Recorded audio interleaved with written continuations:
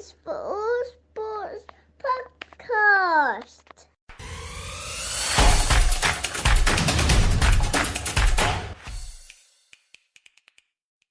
Welcome to the All Sports Podcast with me, Matt, and tonight, James. How are you, James? I'm good, mate. How are you? I'm good. Relegated the others. Joel's at the Villa. KJ still touring the world. May have back for a special appearance next week. Joel's probably not currently very happy. Will he not be? What's going on? I've just looked at the scores and they're losing 2-1. But I don't think it matters to the season because I think they're pretty much guaranteed Champions League football next year. Yeah, now, right? No, they're not. If they lose, it all depends on what Spurs do tomorrow. They're playing City on Tuesday, aren't they? So if Spurs beat City, it goes down to the last day of the season. And Villa have to play Crystal Palace, who are banging form. Oh, okay. All right. And that's enough football chat for tonight. Yeah, footy today. Not a lot of footy today. And it is going to be a shorter episode with just the two of us. But some big highlights coming up this week. So on today's episode, we are going to talk a little bit about the PGA Championship, a little bit of cricket with the big news breaking over the weekend that Jimmy Anderson is retiring in the first test of the summer. He'll be stepping out of the game. There's a little bit of football, a little bit of rugby chat, and that'll probably just about do us for a shorter 20-25 minute session this evening. So, right then, USPGA Championship. So at the Masters, it was all about Scotty Scheffler. Assume it's going to be same running order for this weekend at the USPGA at Valhalla? Well, it looks like the stars are aligning for like one of the best majors to come out for a while. Like obviously Scotty's been in this unbelievable run of form. Brooks Koepka just won the last event on the Live Tour, and then obviously McIlroy's sort of form is aligning with a little major run. 10 years on from where he won it last year. This is his last major win was at Valhalla. So it's the stars could align for Rory. I don't know if you watched much of him over the weekend, but he was definitely Rory of old. I did, yeah. It's his ability to give himself chances for birdies is incredible. I genuinely think when he plays like he did on Sunday, there's nobody better. He gets in that flow of just like he's just everything's 10 feet, everything's middle of the fairway, and if his putter's hot, then he just looks like the complete player. It's just as soon as there's some expectation on him, he'll get a bit wobbly. Like even the last hole on Sunday, he put the ball in the water. Like you just can't be doing things like that if you're in contention against Scotty Scheffler or Brooks Koepka. Yeah, no, definitely not. Yeah, so Scotty Scheffler is obviously odds-on favourite again. He is.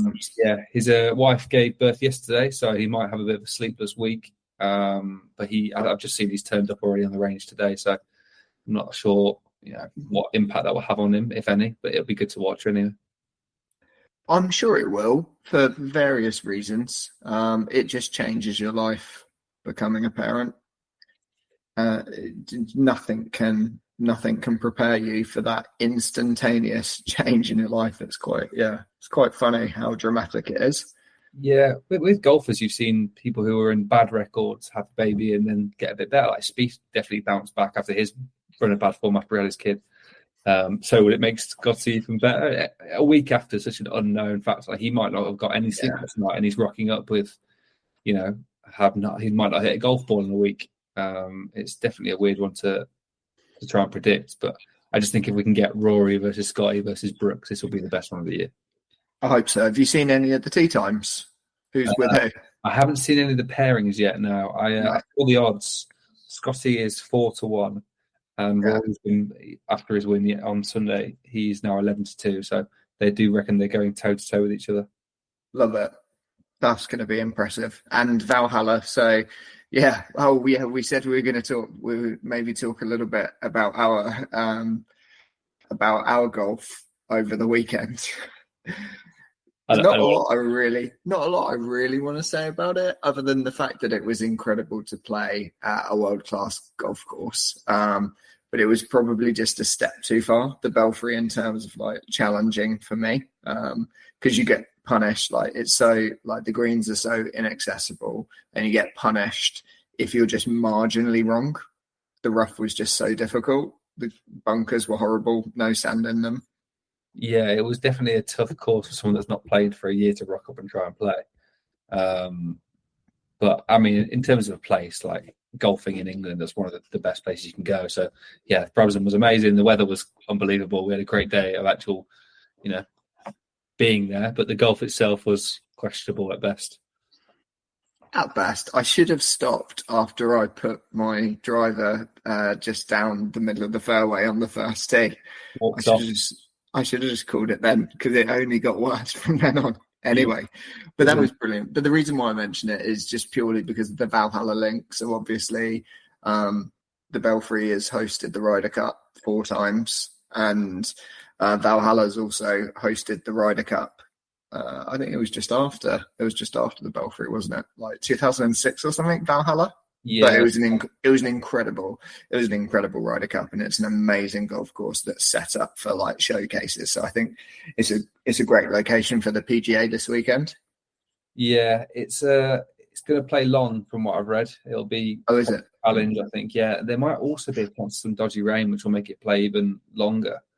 So that brings in your Rorys even more. If you're not getting as much roll on the ball, you need to carry it all there yourself. But I would like a bit of range to mix it up. I think Valhalla can play quite hard and firm sometimes. So if it is playing long and soft, you're going to get maybe a bit of a strange result. We chatted about it last week. It's not going to be an asterisk against this major because Taylor Gooch is allowed to play. I guess he thinks he's the exemption to the asterisk, but having some of the live players get invites, and it is good to see him there. Like he did win live last year, and Wacky Neiman's obviously there. We've got John Rahm, Brooks Koepka. So to have the big live golfer guys there is gonna make it a very good event. It feels like a bit of a moment in golf. So the PGA, they've invited some. So I think there's 16 live golfers in total in the field. So some of the invites they've made seems to be like a first olive branch to some of these players that are clearly playing well. Taylor Gooch has obviously had a great year last year. Joaquin Niemann leading the tour this year for live. Mm-hmm. And then there's some other guys on there that are just playing well in some of the international tours. So yeah, it does feel like a bit of a moment. I think it'll make the major better having some of these guys there. You're going to get the lads that are always there. Your Brysons, your DJs, Phil Mickelson. I just think that the majors have an extra level of interest now because that live versus PGA storyline is quite interesting. Yeah, that's it. You want to see if it's transferable, if the results on the live tour are transferable to playing the PGA, if their rankings still do carry from when they were on the tour. So, yeah, it's going to be a good weekend. Who are you picking then? Pick a couple. I am going to go Fitzpatrick. Yeah. And I will have Rahm. No, I'm not having Rahm. I'll have Fitzpatrick and Ludwig. I'll stick with Aberg. Yeah, I think not having Rahm is a good call. I'm not. Yeah, we're going to just assume that Scheffler and Rory are going to be in the mix. Maybe Schauffele and Koepka too. So I'm going to skip them, and I'm going to go Max Homa and Neiman. Yeah, I think Schauffele is going to struggle massively after his breakdown on Sunday. He might be pretty low on confidence, and he's a bit shorter too. So yeah, you need a bit of like length behind this week. So yeah, I think Neiman will be a good shout because he's drawing it as well. Yeah. And I like Max Homa for it. I like a Yank for it. I think there's a lot of Yank heritage in Valhalla. So I don't know. I think there's something there. Yeah, I mean, if I'm honest, I'd love Spieth to make a run at it. Obviously, he only needs one more for the career Grand Slam. This is the last one for him. Be nice to see him in contention just because the storyline's good. I'd love Rory to win another major, so I'm hoping it's one. Same. Yeah, with Spieth though, Spieth is not on form, and yeah, I don't think he's going to be in contention. But you never know because he also has the talent, but he's just not on form. He's one of the guys when it clicks. He's just nuts to watch. Yeah, he is. Right, let's talk about something else. So, breaking news at the end of last week was that GMA Anderson was having a round of golf with Brendan McCullum to talk about his retirement, which I think caught everyone by surprise.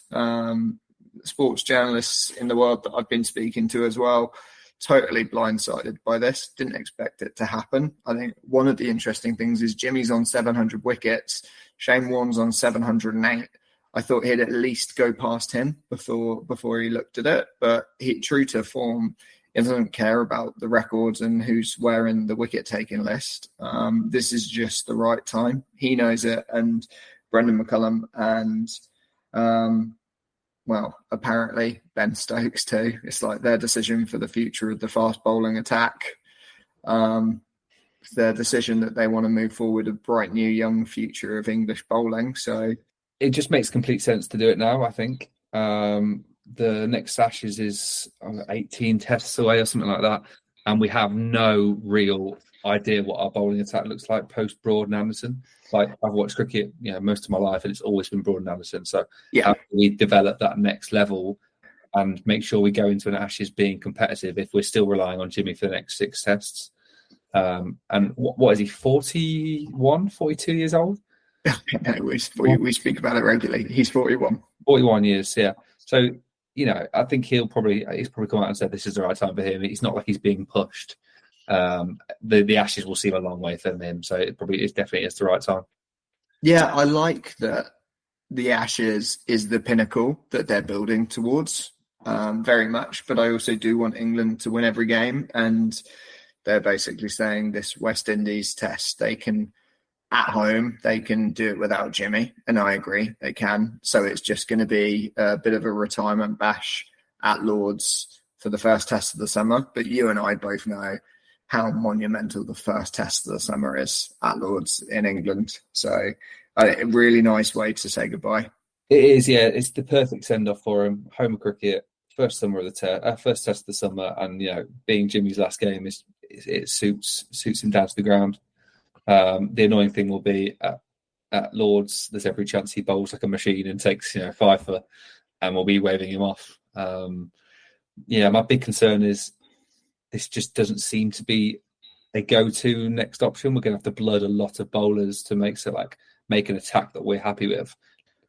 Yeah, if you take Jimmy and Broady out of the equation, which we obviously are going to be doing in a few weeks' time, Jimmy's stats obviously speak for themselves, as Broady's did too. Broady's in excess of 600 wickets. Jimmy's just gone past 700.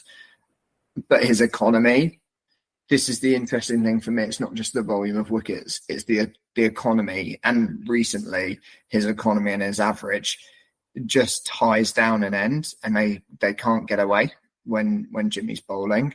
And I don't know who can lead the attack, one in that way to control an end, to tie up an end, dry up the runs like Jimmy could, and work in a partnership the way that him and Broady did. I just don't know. I don't know who's next. You've got Wokes, Potts, Robinson, Wood.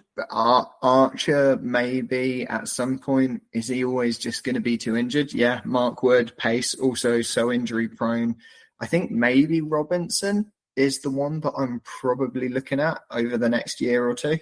I think they'll go completely left field of what you expect. Like the way they picked Shawar Bashir, in the series. They'll find someone with potential that they like. I don't think we're going for a spinner as the leader of the attack. No, I'm saying they'll go find a 19, 20-year-old that's showing the right ideas early on, rather than going to a career county player that didn't have the level then. So why would he suddenly have the level now? I genuinely think they'll lean towards potential. Like they have done with the batters, to be fair. Like someone like Harry Brook came flying through. There's a few names that people keep propping up, but. I generally can't see it. There's one guy he's played for Australia in ODIs, but he's changed his allegiance, and you have to wait X amount of time, and he's now allowed to play for England. So he might imagine having an ex-Australian player for England. That would be a bit weird. What's his name? Dan Worrell, plays for Surrey. Yeah. Dan Worrell. 16 wickets, average of 18.5, first class. This is obviously. strike rate 42.5 and an economy of 2.6. Like, the stats speak for themselves. Obviously, the standard of first class cricket is broad, with counties and internationals included. But those stats are pretty decent. So when can he play, did you say? Next year? I think he's available. It's next year. So I think he did it 2 years ago, 2022, I think, and then so it'll be 2025. He can play for England. But yeah, they'll try a few different combinations, I think, and there'll be times where we play against West Indies and they tonk around some we have no idea, and we go, "Oh, bring Jimmy back." But we're gonna have to just give them time to, it's not going to be an easy process, but we have to do it. You can't just keep holding Jimmy Addison until he breaks down. Are they going to look at players that are just on form, like in the county championships this year, like Jamie Porter and Sam Cook have both got 25 wickets each, that both average under, Jamie Porter's 17 and Sam Cook's is 11.2. So incredible averages they've got for the amount of wickets they've got. I think initially you'll see Wokes probably quite fundamental at home. Yeah. And I think you'll see Wood definitely. And then I know that obviously Potts has been in the squad and then dropped down to the Lions. Matt Potts might come back. And then, there's one that's a bit of I think they've been using the Lions well. They do. I think we've got to look at that. Is who's the fast bowler? Saqib Mahmood? He keeps getting fractures in his back, doesn't he? Stress line fractures in his back. But he's one that they've always liked. So, yeah, they'll definitely mix it up. And it's probably the right opposition to play at home because, West Indies, obviously, they're on an upturn of form. They can present a little bit of a challenge, but, we're not playing a top 4 team where we're going to get absolutely battered. You don't want to dent that confidence that they've built over the last, 3 or 4 years. This is the right time to blood in new talent. Yeah, it's in line with everything that McCullum and Stokes have done well for England. Forward planning, being fearless, putting your belief in the youth. It's just the next step. Sad day not to watch Jimmy Anderson charge in with a new ball. I found it with Brodie. Like, I am being in Nottingham Trent for university, and living in West Bridgford and seeing Brodie around and chanting Brodie at him as he walked along the road to the club, and then watching him in the stands, watching him take a hat trick. It was like, no, it's too early. I'm not ready for you to retire. He was ready, but I wasn't ready. And I'm sure many other people felt the same, that they thought it would be Jimmy first and then Brodie would continue on for 2, 3, maybe 4 more years. But it's better to retire at your peak. And that's the thing with Jimmy. He's just kept getting better and better with age. He has done, yeah. End of an era. It is from the end of an era on to the start of a new era. I'm touch on Formula One quickly. Lando Norris's chances of going back to back? I don't know. There's a lot of updates being brought to Imola by a lot of teams. So we could either see, a really good race, or Red Bull just go, oh yeah, we'll turn our engine back up now and lap everyone by half a second. So I'm really interested to see it. I think it's a great track. I really like Imola. And if we could just have 2 or 3 teams fighting at the front, you'll suddenly get a much more exciting Formula One to watch. Other news in Formula One, I'm not sure if you saw it. There's discussions that they're signing a race in Chicago next. Yeah, it's just a rumor. It's not been confirmed. But the rumor is that they'll remove COTA, the Texas track, which I really like. So I'd be annoyed with that, to put in another street circuit. Austin. They're getting rid of Austin. That's the rumor, yeah. Oh, no, I like Austin. Yeah, I think they need to, if they're going to add more tracks, I really think we need one in like India or South Africa, where there's like huge populations that will fill out these stadiums. Like, obviously Liberty Media's done a job of commercializing Formula One, but just why are we having 4 races in America? They'll sell out tickets and they'll make silly amounts of money, and they're great at that side of it. But F1's going to be a worldwide sport. At the moment, it's just becoming very Middle Eastern American. Yeah. Well, we've spoken about Red Bull staff potentially unhappy and looking at moving around, but it's Mercedes staff that have been moving around. So Ferrari have recruited 2 high-profile members of staff from Mercedes. So Dan Brassini and engineer Loic Serra as well. So he's going to be head of chassis performance. So that's obviously a big new reg role that they're bringing him in for. So that's quite interesting to see the moves away from Mercedes and to Ferrari. So this could be part of the Lewis Hamilton domino effect. Yeah, I think Ferrari are definitely there, ready to pounce, as Red Bull are insisting on self-imploding, and Mercedes can't get near to what they were. So it does seem like it'd be a good time for Ferrari to make the right choices and bring the right people in and have their next era of success. Be good to see Ferrari at the front. It'd be even better if it's Hamilton's in it. It's been long enough now since Ferrari dominated that I wouldn't mind them winning again. Yeah, that makes sense.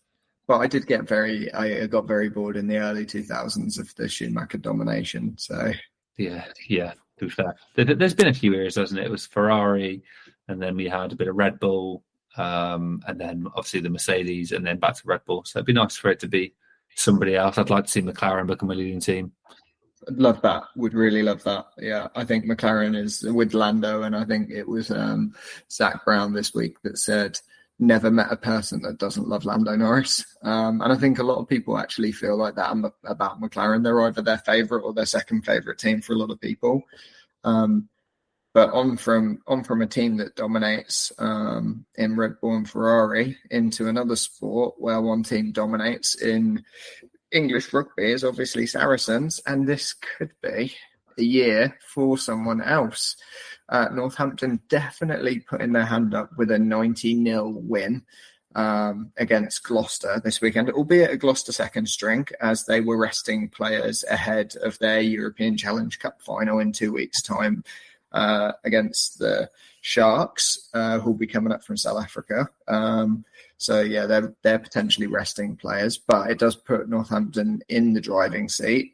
But the table is still so up for grabs for who could finish either first, second, get a home semi, but those that can qualify for the top four as well. So Harlequins unfortunately lost to Exeter Chiefs, and that puts Exeter Chiefs in with a chance.